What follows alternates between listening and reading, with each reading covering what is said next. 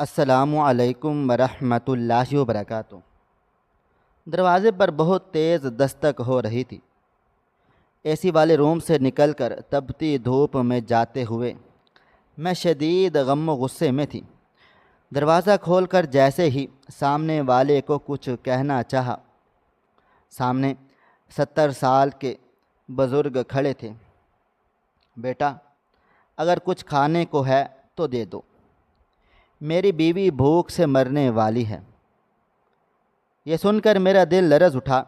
میں بھاگ کر کھانا لے کر لوٹی تو سامنے والے دروازے کے سامنے پڑی اس بوڑھی عورت کو دیکھ کر میرے قدم زمین سے چپک گئے، کیونکہ وہ کوئی اور نہیں بلکہ میں نے آدمی کی بات سن کر ایک نگاہ نیچے زمین پر بیٹھی ہوئی عورت پر ڈالی تھی تو دیکھا ایک عورت ٹوپی والا برقع پہنے نیچے فرش پر بیٹھی ہوئی تھی، جبکہ اس وقت شدید گرمی تھی۔ درجہ حرارت تقریباً 40 کے لگ بھگ تھا۔ بیٹھنا تو کجا دور کی بات ہے، وہاں پر کھڑا ہونا بھی محال تھا۔ ایک دم سے مجھے شدید شرمندگی ہوئی کہ میں ابھی اے سی والے کمرے میں بیٹھی تھی اور یہ بیچارے پچھلے 15 منٹ سے دروازہ کھٹکھٹا رہے تھے۔ 15 منٹ سے وہ لوگ دروازہ مسلسل بجا رہے تھے، لیکن میرا دل نہیں چاہ رہا تھا کہ میں اے سی والے کمرے سے باہر نکلنے کا۔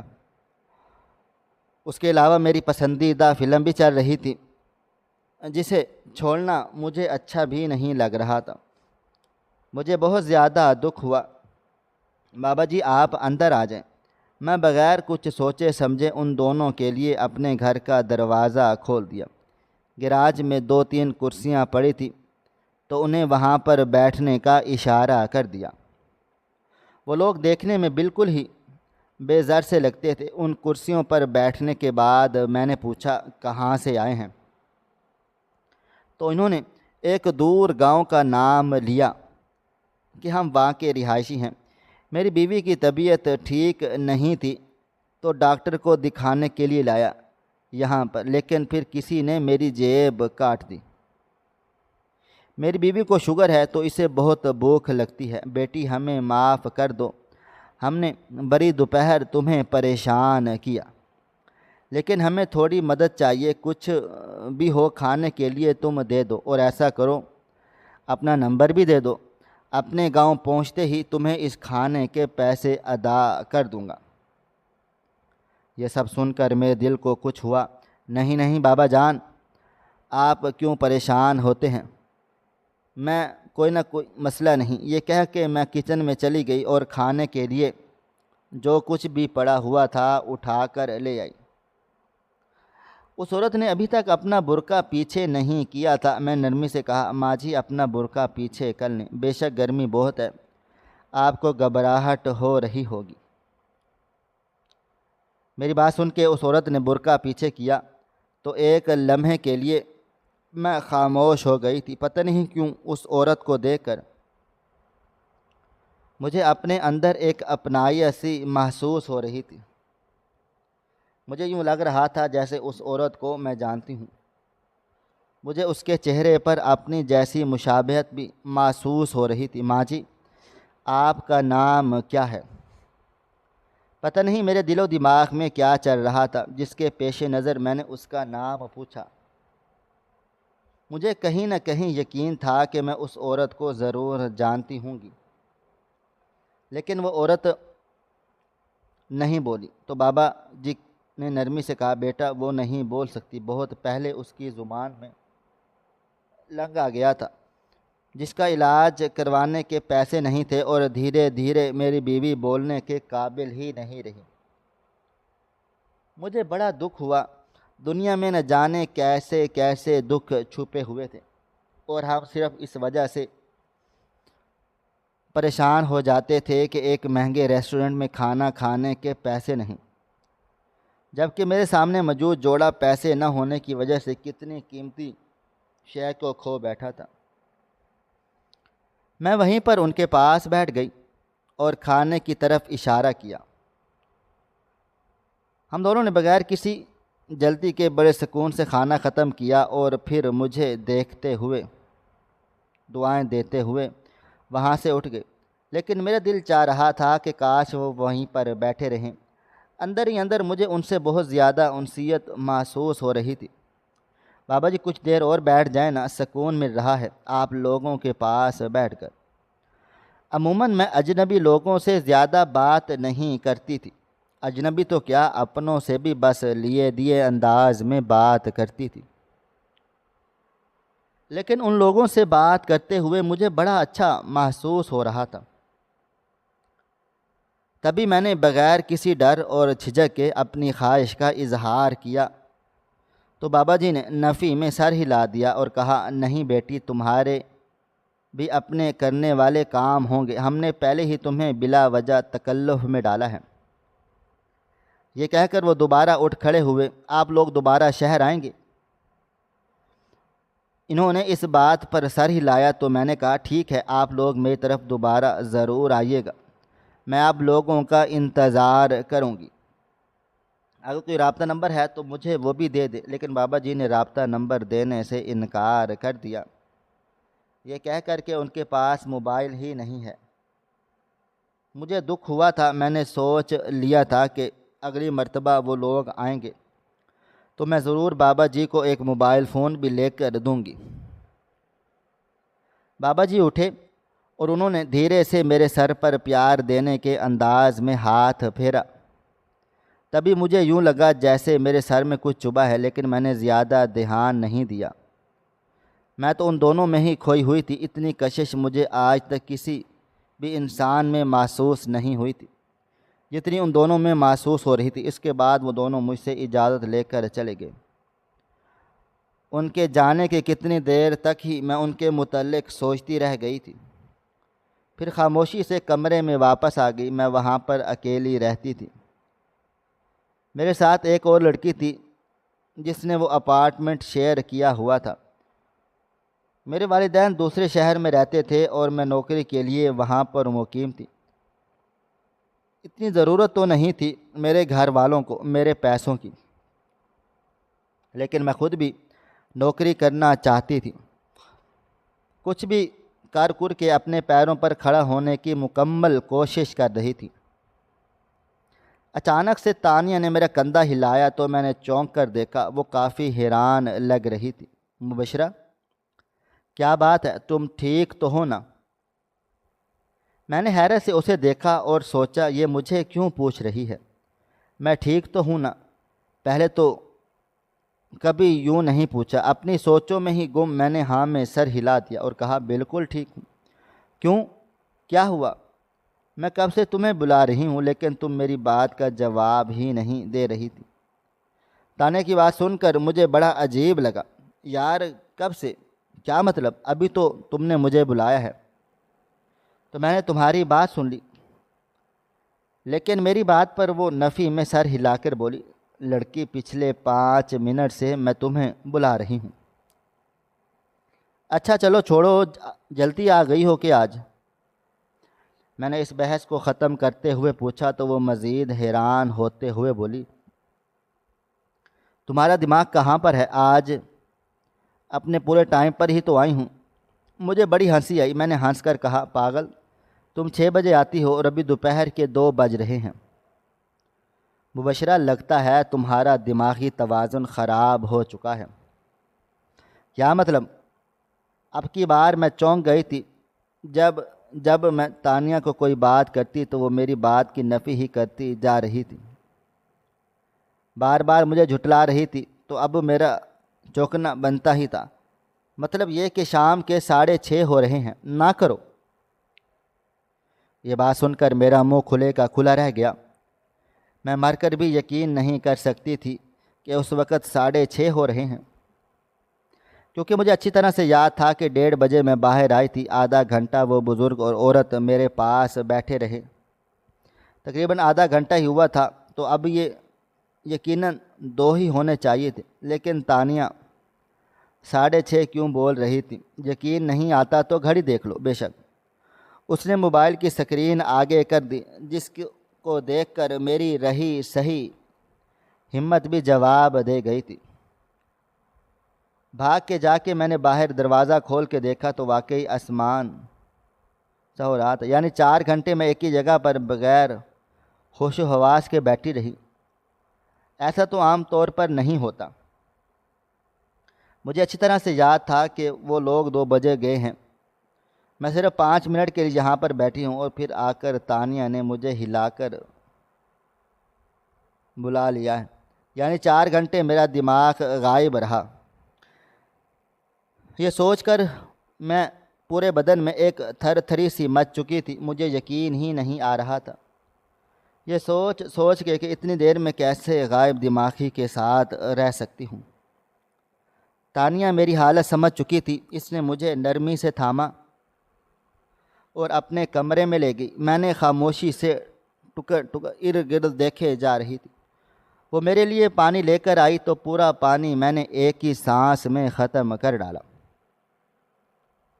اس کے بعد نرمی سے وہ میرے سامنے بیٹھ کر بولی، اب بتاؤ مبشرہ، کیا بات ہے؟ کوئی پریشانی ہے کیا؟ میں اب بھی اسے بڑی حیرانی سے دیکھ رہی تھی۔ شاید یہ سچ میرا دل و دماغ قبول ہی نہیں کر پا رہا تھا۔ بتاؤ نا مجھے، کیا بات ہے؟ تانیہ نے مزید نرم لہجے میں پوچھا تو میں نے نرمی سے اس کا ہاتھ تھام لیا اور کہا، نہیں تانیہ، کوئی پریشانی نہیں، میں بالکل ٹھیک ٹھاک ہوں۔ لیکن مجھے یہ سمجھ نہیں آ رہا کہ اتنی دیر میں اپنے ہوش و حواس کے بغیر کیسے بیٹھی رہ گئی۔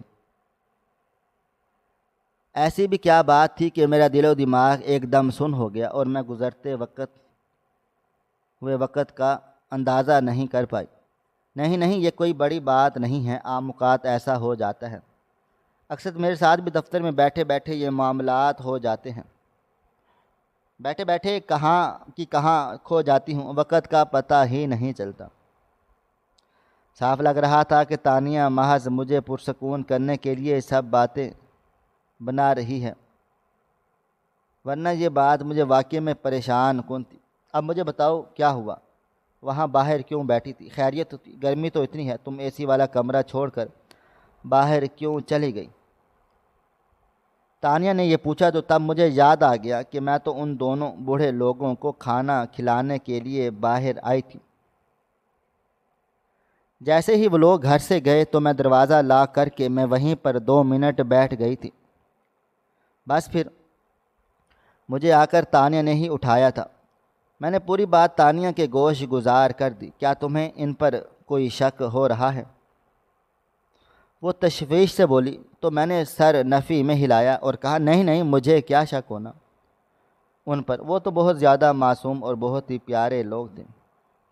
میں ہی زون آؤٹ ہو چکی تھی، پتہ نہیں مجھے تو بہت ہی وہ لوگ اپنے لگ رہے تھے۔ میں نے ان لوگوں کے لیے مکمل سائڈ لی تھی، جس پر تانیہ خاموش ہو گئی، لیکن نرمی سے بولی، آئندہ خیال رکھنا، کسی بھی ایرے غیرے انسان کو گھر کے اندر مت آنے دینا، تمہاری حفاظت کے لیے ہی بول رہی ہوں۔ واقعی میں تانیہ بات تو بے حد صحیح ہے، نرم لہجے میں بات کر رہی تھی، لیکن مجھے نہ جانے کیوں برا لگ رہا تھا کہ وہ ان دونوں بوڑھوں کو ایسے کیوں بول رہی ہے، بلکہ ان کی بجائے مجھے تانیہ پر بہت زیادہ غصہ آ رہا تھا۔ مگر پھر بھی نہ جانے کیوں میں نے اپنے غصے کو قابو میں رکھا اور صرف ہاں میں سر ہلا دیا۔ آئندہ تمہاری کہی گئی بات کا دھیان رکھوں گی۔ اب تم جاؤ یہاں سے، مجھے کچھ دیر اکیلے بیٹھنا ہے۔ ایک دم سے ہی میرا رویہ تانیہ کے ساتھ بدل سا گیا، حالانکہ ہم دونوں بے حد اچھی دوستیں تھیں۔ کبھی میں اس لڑکی سے اس لہجے میں بات نہیں کی تھی جس لہجے میں اب بات کر رہی تھی۔ وہ حیرانگی سے مجھے دیکھتے ہوئے وہاں سے چلی گئی۔ البتہ تانیہ نے مزید کوئی بات نہیں کی تھی۔ اس کے چلے جانے کے بعد میں عجیب و غریب سوچوں میں گمسم ہو گئی تھی۔ تقریباً 1 ہفتہ مجھے بہت زیادہ بخار رہا۔ میں بار بار بستر سے اٹھنے کی کوشش کر رہی تھی، لیکن ناکام ہو رہی تھی۔ میرے جتنے بھی کام کاج تھے وہ تانیہ خود ہی کر رہی تھی۔ اس نے میرے گھر والوں کو فون کرنے کا بولا، لیکن میں نے اسے منع کر دیا کہ میرے گھر والوں کو پریشان مت کرو، اگر تم سے میرا کوئی کام ہوتا ہے تو گھر تو ٹھیک ہے، ورنہ تم بھی رہنے دو۔ ان دنوں مجھے خود بھی سمجھ نہیں آ رہی تھی، بلکہ مجھے اپنے آپ سے بہت زیادہ نفرت محسوس ہو رہی تھی۔ پورا پورا دن میں چارپائی پر لیٹی رہتی، نہ کوئی آرام ہوتا اور نہ ہی کچھ کھایا پیا جاتا تھا۔ تانیہ بھی مجھے دیکھ دیکھ کر پریشان ہو رہی تھی۔ تقریباً ایک ہفتے کے بعد جب وہ تھک ہار گئی تو سنجیدگی سے بولی، مبشرہ تمہیں کسی ڈاکٹر کو دکھانا چاہیے۔ اس بات پر میں ایک دم سے بفر گئی اور چلا کر بولی، مجھے ڈاکٹر نہیں چاہیے۔ اگر مجھے ڈاکٹر ہی چاہیے کیوں، میں بالکل ٹھیک ہوں۔ اگر تم سے میرا کوئی کام نہیں ہوتا تو دفع ہو جاؤ یہاں سے۔ صرف یہی نہیں بلکہ میں نے قریب پڑا گلدان اٹھا کر تانیہ کو مارنے کی کوشش کی۔ مجھے یوں لگ رہا تھا کہ میں پاگل ہو رہی ہوں۔ میرے دل و دماغ کے اندر ایک الاؤ ہے جو دن بدن بڑھتا ہی چلا جا رہا ہے۔ تانیہ کے لیے یہ سب کچھ بہت عجیب اور نیا تھا۔ وہ کبھی بھی مجھ سے ایسی امید نہیں رکھ سکتی تھی کہ میں اسے مارنے کی کوشش کروں گی، اور جب میں نے ایسا کیا تو وہ ایک دم سے ڈر گئی اور میرے کمرے سے باہر کو بھاگ گئی۔ اس کے بعد وہ دوبارہ میرے کمرے میں واپس نہ آئی۔ تقریباً میں شام تک اس کے آنے کا انتظار کرنے لگی، جبکہ میں مکمل طور پر بھول چکی تھی کہ دوپہر کو میں نے اس کے ساتھ کیا کیا، کون سی حرکت کی۔ شام کو بھی جب وہ میرے کمرے میں نہ آئی تو میں حیرت سے اس کے کمرے میں گئی۔ وہ کافی ڈری ہوئی بیٹھی تھی۔ میں نے سنجیدگی سے پوچھا، کیا بات ہے تانیہ، آج تم میرے کمرے میں ہی نہیں آئی؟ مجھے دیکھ کر اس کی آنکھیں ایک دم سے خوف پھیل گیا۔ تم جاؤ یہاں سے، وہ چلا کر صرف اتنا ہی بولی۔ کیا ہوا؟ تم اتنی گھبرائی کیوں ہو؟ مجھے یہ بات سمجھ نہیں آ رہی تھی کہ وہ مجھ سے ڈر کیوں رہی ہے، حالانکہ میں یہ بات مکمل طور پر بھول چکی تھی کہ ابھی کچھ دیر پہلے میں نے اس کے ساتھ کیا کیا تھا، اور جو کچھ کیا تھا اس کے جواب میں اس کا ڈرنا بنتا تھا۔ مبشرہ، تم اپنے کمرے میں جاؤ، میں کچھ دنوں کے لیے اپنے گھر جا رہی ہوں، پھر ملاقات ہوگی۔ یہ کہہ کر اس نے اپنا پرس اٹھایا اور تیزی سے کمرے سے باہر نکلنے کی کوشش کی، جبکہ میں نے حیرت سے دیکھ کر رہ گئی۔ میں نے نرمی سے تانیہ کی کلائی تھامی تو اس نے دیوار کی جانب دھکا دیا۔ مجھے اتنی چوٹ تو نہیں لگی، لیکن وہ خود کو مجھ سے چھڑوا کر بھاگ چکی تھی۔ مجھے بہت زیادہ عجیب لگ رہا تھا۔ اس کے چلے جانے کے بعد میں وہیں دیوار کے ساتھ ٹیک لگا کر بیٹھ گئی اور سوچنے لگی، میری زندگی میں کیا چل رہا ہے؟ میرے سوچنے سمجھنے کی صلاحیت ایک دم سے مفلوج کیسے ہو سکتی ہے؟ مجھے کچھ بھی پتہ نہیں چل رہا تھا، میرے ارد گرد کیا ہو رہا ہے اور کیا نہیں۔ کھانا کھاتے ہوئے نہ جانے مجھے کوئی ذائقہ آتا تھا، اور نہ ہی کسی شے کو استعمال کرتے ہوئے اس کی سطح کو محسوس کر پاتی تھی، اور میں بالکل پاگل ہو رہی تھی۔ تقریباً میں 3 دن مزید اپنے چھوٹے موٹے کام اپنے ہاتھوں سے کرتے کرتے وہیں پر بیٹھی رہی۔ 3 دنوں کے بعد میں نے سوچا کہ اب مجھے مر جانا چاہیے، کیونکہ میرے پاس زندگی گزارنے کا کوئی مقصد نہ تھا۔ اس سے پہلے میں اپنے مرنے کا انجام تک پہنچتی۔ باہر کا دروازہ بجا۔ میں نے باہر جا کر دیکھا تو سامنے وہی بابا اور اس کی بیوی کھڑے تھے۔ انہیں دیکھ کر مجھے بے انتہا خوشی ہوئی، اور اس عورت کے گلے لگ کر میں اونچی اونچی رونے لگی، حالانکہ میں انہیں جانتی تک نہ تھی۔ بس ایک مرتبہ ہی کچھ دیر کے لیے وہ میرے گھر بیٹھے تھے، پھر ان سے مجھے اتنی اپنائیت نہ جانے کیوں محسوس ہو رہی تھی۔ یہ بات میری سمجھ سے باہر تھی۔ بابا جی نے نرمی سے میرے سر پر ہاتھ پھیرا اور پوچھا، پتر کیا بات ہے اور کیوں پریشان ہے؟ مجھے سمجھ نہیں آ رہا تھا میں انہیں کیا بتاؤں۔ بس تھوڑا بہت جو پتہ بائی تھی بتا دیا۔ مجھے کچھ ہو گیا ہے، مجھے یوں لگتا ہے کہ کوئی میرے پیچھے ہے۔ بابا جان نے پڑھ کر مجھ پر کوئی دم کیا، جیسے انہوں نے مجھ پر پھونک ماری۔ میں ایک دم سے ہلکی پھلکی ہو گئی۔ مجھے لگا نہ جانے کتنے دنوں سے بعد میں زندگی کی جانب لوٹ آئی ہوں۔ میں وہیں پر کرسی پر بیٹھ گئی اور گہرے گہرے سانس لینے لگی۔ بیٹی تم تو ٹھیک ہو نا؟ طبیعت ٹھیک نہیں لگ رہی، اس عورت نے نرمی سے پوچھا تو میں پھوٹ پھوٹ کر رونے لگ گئی اور کہا، میں نہیں جانتی، مجھے کچھ ہو چکا ہے۔ میں بالکل پاگلوں والی حرکتیں کر رہی ہوں۔ مجھے کوئی بھی بات سمجھ میں نہیں آ رہی کہ کیا کر رہی ہوں، کیا کھا رہی ہوں اور کہاں پر میں بیٹھی ہوں۔ ہر شے میری سمجھ سے بالا تر ہے۔ تو بیٹی تمہارے گھر والے کہاں پر ہیں؟ میں نے سنجیدگی سے کہا میرے گھر والے دوسرے شہر میں ہیں اور وہ میری اس حالت کے متعلق نہیں جانتے اور نہ ہی میں انہیں بتا کر پریشان کرنا چاہتی ہوں، کیونکہ اپنے گھر کی میں واحد کفیل ہوں، تو یہاں پر تم کیسے اکیلی رہو گی؟ میری دوست ہے، ابھی 5 منٹ کے لیے باہر گئی ہے، ابھی آ جائے گی۔ میں بھول چکی تھی کہ تانیہ مجھے چھوڑ کر جا چکی ہے۔ جو کچھ میں نے اس کے ساتھ کیا تھا اس کے بعد اس کا یہاں پر رہنا بنتا ہی نہیں تھا۔ کیوں جھوٹ بول رہی ہو؟ ایک دم سے وہ بوڑھا آدمی سختی سے بولا تو میں گھبرا گئی اور اونچی اونچی رونے لگی۔ میں نہیں جانتی کہ میں کیا کہہ رہی ہوں، مجھے معاف کر دیں آپ لوگ، میں مرنا چاہتی ہوں۔ کیا باتیں کر رہی ہو؟ تم ہمارے ساتھ چلو، تو کوئی تمہارا نہیں ہے تو کیا مطلب؟ تم نے ہمیں روٹی کھلائی ہے، ہم تمہارا خیال رکھیں گے۔ اس دنیا میں اچھے لوگ بھی زندہ ہیں۔ وہ آدمی بڑی نرمی سے بات کر رہا تھا۔ میرا دل چاہ رہا تھا کہ میں فوراً اس آدمی کے ساتھ چلی جاؤں، لیکن دل و دماغ اندر ہی اندر مجھے عجیب طرح کے سگنل دے رہا تھا کہ اس آدمی کے ساتھ جانا میرے لیے خطرناک ہو سکتا ہے۔ مجھے اس کے ساتھ نہیں جانا چاہیے، لیکن اس وقت میرے سوچ میں سمجھنے کی تمام صلاحیتیں سلب ہو چکی تھیں۔ میں چاہنے کے باوجود بھی مکمل طور پر فوکس کر کے نہیں سوچ پا رہی تھی۔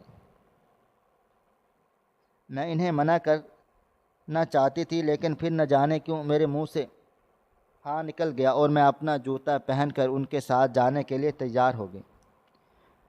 کیا تمہیں اپنے لیے اور کچھ نہیں چاہیے؟ اس عورت نے حیرانگی سے پوچھا۔ میں نے سر نفی میں ہلایا اور کہا مجھے کچھ نہیں چاہیے، مجھے بس اپنے پاس کوئی چاہیے، میں اکیلے رہ رہ کر مر جاؤں گی، میرا دم گھٹتا ہے، چلو تم بیٹی ہمارے ساتھ چلو۔ بابا جی نے نرمی سے مجھے اپنے ساتھ چلنے کا اشارہ کیا تو میں ان کے ساتھ گھر سے باہر آ گئی۔ مجھے اتنا بھی ہوش نہ تھا کہ میں اپنے گھر کا دروازہ بند کر لوں۔ میں بس خاموشی سے ان کے ساتھ چلتی جا رہی تھی، جبکہ پیچھے میرا در کھلے کا کھلا پڑا تھا، حالانکہ تانیہ بھی وہاں پر نہیں تھی۔ لیکن تب میں اپنے حواسوں میں ہوتی تو کچھ کرتی۔ وہاں سے جانے کے بعد پتہ نہیں ہم نے کتنی گاڑیاں بدلی، کتنے رکشے بدلے، لیکن لوگ ایک عجیب سے علاقے میں پہنچ گئے۔ وہ علاقہ شہر سے باہر تھا، لیکن بے انتہا گندا تھا۔ میں جو انتہائی نفیس لڑکی خود کو سمجھتی تھی، مجھے وہاں پر اتنے ہی گند میں جانے کے باوجود بھی احساس نہیں ہو رہا تھا، حالانکہ میری سونگنے کی حس بالکل ختم ہو چکی تھی۔ وہ مجھے ایک چھوٹے سے گھر میں لے کر گئے جو انتہائی گھٹن آمیز تھا۔ یوں لگ رہا تھا کہ گھر کی چھتیں اور دیواریں ابھی میرے اوپر آن گریں گی۔ میں ایک کونے میں جا کر بیٹھ گئی۔ مجھے یقین تھا کہ وہ دونوں میرا بہت زیادہ خیال رکھیں گے، لیکن جو ہوا اس کے برعکس تھا۔ بابا جی نے مجھے ایک چھوٹے سے کمرے میں بٹھا دیا۔ اس کمرے کی دیواریں باہر سے تو پکی تھی، لیکن اندر سے انہیں مٹی کا لیپ دیا گیا اور چھت بھی کافی سیاہ تھی۔ تو میں نے کمرے کے ایک کونے میں چھوٹی سی انگوٹھی پڑی ہوئی تھی۔ یہ انگیٹھی ایسی تھی گویا جیسے ہندو مذہب میں چھوٹے چھوٹے خن ہوتے ہیں، بالکل ویسی۔ میں سمجھ نہیں پا رہی تھی اس انگیٹھی کے یہاں رکھنے کی کیا وجہ ہے۔ خیر میں وہاں پر بیٹھ گئی تو وہ بابا اور عورت دونوں میرے سامنے بیٹھ کے انہوں نے انگوٹھی میں آگ جگا لی، اور اس کے بعد وہ اونچی اونچی کچھ پڑھنے لگے۔ جیسے جیسے وہ کچھ کرتے جا رہے تھے، میرے باقی جو تھوڑے بہت ہوش و حواس تھے وہ بھی ختم ہوتے جا رہے تھے۔ 5 منٹ کے بعد مجھے یوں لگا کہ میری آنکھوں کے سامنے ایک دھند ہی دھند آ گئی ہو اور میرے سوچنے سمجھنے کی صلاحیت بالکل ختم ہو گئی ہو۔ یہاں تک کہ میں اپنے سامنے بیٹھے ہوئے بابا اور عورت میں یہ بھی فرق نہیں کر پا رہی تھی کہ ان میں سے کون مرد ہے اور کون عورت ہے۔ حتیٰ کہ میرا دل و دماغ اتنا کند ہو چکا تھا کہ میں مرد اور عورت کی تمیز بھی بھول چکی تھی۔ میں اپنا ہاتھ اٹھانے کی کوشش کر رہی تھی تو وہ مجھے اپنے جسم کے ساتھ محسوس ہی نہیں ہو رہا تھا۔ پتہ نہیں کتنی دیر کیفیت جاری رہی۔ اس کے بعد میں بے ہوش ہو گئی، مجھے کچھ بھی یاد نہیں تھا میں کہاں پر ہوں اور کیا کر رہی ہوں۔ جب مجھے دوبارہ ہوش آیا تو میں ایک گھر میں تھی۔ میری تمام یادیں ختم ہو چکی، یہاں تک کہ مجھے اپنا نام بھی بھول چکا۔ میں نے ان لوگوں کو عجیب و غریب انداز میں دیکھا۔ انہوں نے بہت بہار زیب رات اور کپڑے پہن رکھے تھے۔ وہ گھر میں کافی عجیب تھا، وہاں پر کافی ساری لڑکیاں تھیں۔ یہ بھی میں اب لوگوں کو بتا پا رہی ہوں، ورنہ جس وقت میرے ساتھ یہ معاملات ہو رہے تھے مجھے ہر شے کا نام اور ہر طرح کا رویہ بھولا ہوا تھا۔ مجھے نہیں پتہ تھا لڑکی کسے کہتے ہیں اور لڑکا کسے کہتے ہیں۔ پھر خان نے بہت مدد کی۔ بتاؤ، منہ مانگی رقم مانگو، ہم اس لڑکی کو تمہیں ادا کرنے کے لیے تیار ہیں۔ میں کونے میں بیٹھی آنکھیں پھاڑ کے انہیں بات کرتے ہوئے دیکھ رہی تھی، ان کی بات سمجھ رہی تھی، لیکن ان کی بات کا مطلب نہیں پتہ چل رہا تھا۔ بابا جی نے بڑی عقیدت سے اس عورت کے سامنے ہاتھ باندھ دیے اور پھر اس عورت نے پیسوں کی گتھیاں بابا کی طرف پھینکنا شروع کر دی۔ جلنے کے بعد بابا جی نے نرمی سے میرے سر پر ہاتھ پھیرا اور کہا، پتر، یہ تمہارا بہت خیال رکھیں گی، جیسے کہیں بالکل ویسے کرنا۔ اچھا۔ انہوں نے یوں میں نے ہاں میں سر ہلا دے، گو میں ان کی ہر بات ماننے کو تیار ہوں۔ ان کے چلے جانے کے بعد اس نے ایک لڑکی کو بلایا کہ اسے جاؤ کمرے میں سلا دو۔ میں کمرے میں جا کر لیٹ گئی، مجھے کافی نیند آئی تھی، پتہ نہیں کتنی دیر میں یوں ہی لیٹی رہ گئی۔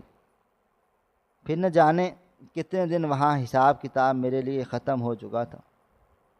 مجھے جو کوئی بھی جہاں لے جاتا میں وہ کر لیتی۔ تبھی اس لڑکی نے مجھے اٹھایا اور کہا، یہ کپڑے پہن کر تیار ہو جاؤ۔ میں نے نہ سوال کیا نہ جواب، خاموشی سے اس کے دیے ہوئے کپڑے پہن لگی۔ مجھے یہ بھی بھول چکا تھا کہ میں کپڑے کیسے پہنتے ہیں۔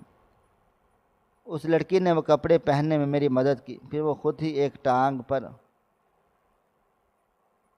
دفعہ تھوڑا سا بناؤ سنگھار کر دیا، مجھے اپنے ساتھ کمرے سے باہر لے گئی۔ باہر وہی عورت کھڑی تھی جو مجھے ایک دن پہلے ملی تھی۔ میری خوبصورتی کو سراہتے اس نرمی سے کہا، دیکھو مبشرہ، تمہیں ایک آدمی کے پاس بھیجوں گی، وہ آدمی جو تمہیں کام کہے گا تم نے وہی کرنا ہے۔ میں نے کہا، ٹھیک کہہ دیا۔ پھر وہ لڑکی مجھے اپنے ساتھ ایک کمرے میں لے گئی۔ وہ کمرہ چھوٹا سا ضرور تھا۔ وہاں جانے کے بعد اس نے مجھے بستر پر بٹھا دیا، میں بیٹھ گئی۔ کچھ دیر کے بعد ایک ہٹا کٹا آدمی میرے کمرے کے اندر داخل ہوا۔ میں بڑے آرام سکون سے بیٹھی رہی، مجھے اس سے خوف تک محسوس نہ ہو رہا۔ میں تو یہ بھی نہ جانتی تھی کہ یہ آدمی مجھے تباہ کرنے کے لیے آیا ہے۔ اس وقت میں کوٹھے پر موجود ہوں۔ وہ آدمی اس سے پہلے میرے قریب آتا ایک دم سے پورے گھر میں شور ہونے لگا، یوں لگ رہا تھا جیسے ہر کوئی چیختا ہوا بھاگ رہا ہے۔ وہ آدمی بھی کمرے سے باہر گیا تو دیکھا وہاں پر پولیس کھڑی تھی۔ اسے دیکھ کر سب لوگ وہاں سے بھاگنے کی کوشش کر رہے تھے۔ پولیس نے آگے بڑھ کر اس آدمی کو کالر سے جکڑ لیا اور میرے پاس لے، مجھے بھی انہوں نے یوں ہی پکڑ لیا اور پھر ایک گاڑی میں ڈال کر اپنے ساتھ تھانے لے آئے۔ مجھے کچھ بھی برا نہیں لگ رہا تھا، میں تو یوں تھی کہ کیا ہو رہا ہے، اور مجھے نہیں پتہ تھا کہ بالکل کسی بچے کو جوانی کے روپ میں ڈھال دیا جائے۔ وہ میری والی کیفیت تھی، جبکہ مجھے بولنا بھول چکا تھا۔ تھانے لانے کے بعد مجھے اپنے سامنے تانیہ دکھائی دی۔ میں نے اسے ہلکا پھلکا پہچانتی تھی، میں نے تانیہ کا نام بھی بھول چکی تھی۔ میں نے تانیہ کو کچھ بھی نہیں کہا۔ وہاں سے سیدھا وہ مجھے اپنے ہسپتال لے گئے۔ تقریباً 1 مہینہ میں ہسپتال میں زیر علاج رہی۔ میرے ساتھ کیا ہوا، کیسے ہوا، مجھے کچھ بھی نہیں پتہ تھا۔ میں نے تانیہ کو کچھ بھی نہیں کہا۔ وہاں سے سیدھا وہ مجھے اپنے ساتھ ہسپتال لے گئی۔ تقریباً 1 مہینہ ہسپتال میں زیر علاج رہی۔ میرے ساتھ کیا ہوا، کیسے ہوا، کچھ عطا پتہ نہ تھا۔ تقریباً آدھا وقت تو میں سوتی جاگتی کیفیت میں رہتی اور باقی آدھا وقت میں دوائیوں کے زیر اثر۔ تقریباً 3 ماہ لگے تھے مجھے ایسی صورتحال سے باہر نکلنے کے لیے۔ تب جا کر تانیہ نے مجھے حقیقت بتائی۔ میں نے جب پہلی مرتبہ اس سے پوچھا، تم نے مجھے کیسے ڈھونڈا اور میں کہاں پر تھی، تب اس نے مجھے پوری کہانی اس نے بتایا کہ میں ایک کوٹھے پر پڑتی، وہ آدمی مجھے اپنے کوٹھے پر لے گیا، وہ کوٹھا سے میں تمہیں یہاں تک لائی ہوں، یہ الگ کہانی ہے۔ یہ کہہ کر وہ میرے گلے سے لگ گئی، لیکن مجھے تجسس ہو رہا تھا کہ میں کوٹھے تک پہنچی کیسے۔ بابا جی اتنے اچھے تھے، پھر مجھے انہوں نے کوٹھے پر کیوں چھوڑا؟ تبھی تانیہ نے میری بات کاٹ دی، مبشرہ وہ کوئی اچھا آدمی نہیں تھا، اس آدمی نے تمہارے ساتھ اچھا بننے کا ڈھونگ رچایا تھا تاکہ وہ اپنے مقصد میں کامیاب ہوتا۔ ہاں وہ اپنے مقصد میں کامیاب ہو بھی چکا تھا، صرف تم ہی نہیں، نہ جانے کتنی لڑکیوں کے ساتھ وہ یوں ہی دھوکہ کر کے انہیں کوٹھے پر بیچ چکا ہے۔ یہ بات میری سمجھ میں نہیں آئی، دوبارہ تفصیل سے بتاتے ہوئے، وہ آدمی کوئی بزرگ نہیں ہے، بلکہ وہ بھیس بدل کر یہی کام کرتا ہے۔ اس آدمی کی عمر تقریباً 40 سال ہوگی، اور وہ بوڑھے آدمی کا بھیس اپنا کر یوں ہی ہاسپٹل میں موجود لڑکیوں کے پاس مدد مانگنے کے لیے جاتا ہے۔ وہ لڑکیاں ہمدردی کے جذبے میں آ کر اس کی مدد کرتی ہیں، تو انہیں پیار دینے کے بہانے ان کے سر پر ہاتھ رکھ ان کے کچھ بال اتار لیتا ہے۔ اس کے بعد وہ آدمی کالے جادو کا ماہر ہے، ان لڑکیوں پر کالا جادو کر کے ان کے دماغ کو مکمل طور پر سن کر دیتا ہے، بالکل ویسے ہی جیسے تمہارے ساتھ ہوا، یعنی تمہیں پاگل بنانے کی کوشش کرتا رہا۔ اور جب وہ لڑکیاں مکمل طور پر اپنے حواس کھو بیٹھتی ہیں تو پھر ان کی مدد کے چکروں میں انہیں اپنے ساتھ کوٹھے پر لے جا کر بیچ دیتا ہے۔ یوں وہ لڑکیاں کوٹھے پر جانے کے بعد بھی کوئی چیخو پکار نہیں کرتی اور وہی کرتی ہیں جو کچھ انہیں کرنے کے لیے کہا جاتا ہے۔ میں تمہیں چھوڑ کر چلی گئی تھی، لیکن شاید تمہاری قسمت میں ہی بچنا تھا، تبھی میں واپس آئی تو دیکھا گھر کھلا ہوا تھا۔ میں نے CCTV کیمرے سے دیکھا تو مجھے وہ بوڑھا آدمی اور عورت دکھائی دیے، باقی ہم نے جو بھی کیا پولیس کی مدد سے کیا، اس آدمی تک پہنچے۔ اسے آدمی نے اپنی حراست میں لینے کے بعد پتہ لگایا کہ وہ تمہیں کہاں پر بیچ چکا ہے۔ صرف تمہیں نہیں، تمہارے علاوہ 5 مزید لڑکیاں ہم نے اس آدمی کے پاس سے پکڑی ہیں جو اس نے تمہارے ہی کوٹھے پر بیچی تھی۔ یہ سن کر مجھے بہت زیادہ رونا آ گیا اور میں تانیہ کے گلے لگ کر رونے لگ گئی۔ نہ جانے میں اپنی زندگی میں ایسا کون سا نیک عمل کیا تھا جو مجھے اتنی اچھی سہیلی مل گئی تھی۔ اگر وہ چاہتی تو میرا کبھی بھی پیچھا نہ کرتی، لیکن اس نے آج دوستی کا حق ادا کر دیا تھا۔